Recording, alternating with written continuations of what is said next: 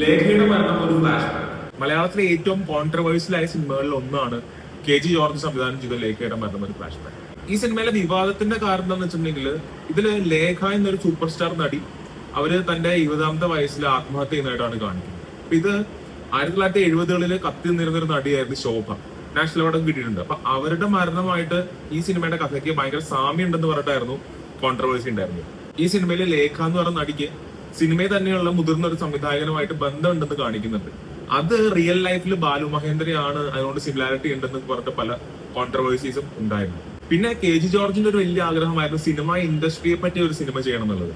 ഇതില് ഇപ്പൊ നമ്മൾ ഹേമ കമ്മിറ്റി റിപ്പോർട്ട് വഴി വന്ന പോലെ തന്നെ കുറെ കാസ്റ്റിംഗ് കൗച്ച്, സിനിമയിൽ അവസരം കിട്ടണമെങ്കിൽ സ്ത്രീകൾ ചെയ്യേണ്ട ഫേവേഴ്സ്, അതുപോലെ തന്നെ സൂപ്പർ സ്റ്റാർസ് എങ്ങനെ സിനിമകൾ കൺട്രോൾ ചെയ്യുന്നു, അങ്ങനെ കുറെ റെഫറൻസുകളുണ്ട്. ആൻഡ് ഇതിലൊരു ഇൻട്രസ്റ്റിംഗ് പാർട്ട് എന്താണെന്ന് വെച്ചിട്ടുണ്ടെങ്കിൽ ബാലു മഹേന്ദ്രയും KG ജോർജും ഫ്രണ്ട്സ് ആണ്, ഇൻഡസ്ട്രി ഫ്രണ്ട്സ് ആണ്.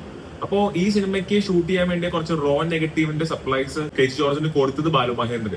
ആൻഡ് വേറൊരു ഇൻട്രസ്റ്റിംഗ് പാർട്ട് എന്താണെന്ന് വെച്ചിട്ടുണ്ടെങ്കിൽ ഈ സിനിമ പ്രൊഡ്യൂസ് ചെയ്തത് മലയാളത്തിലെ എണ്ണം പറഞ്ഞ സ്വഭാവ നടന്മാരിൽ ഒരാളാണ്.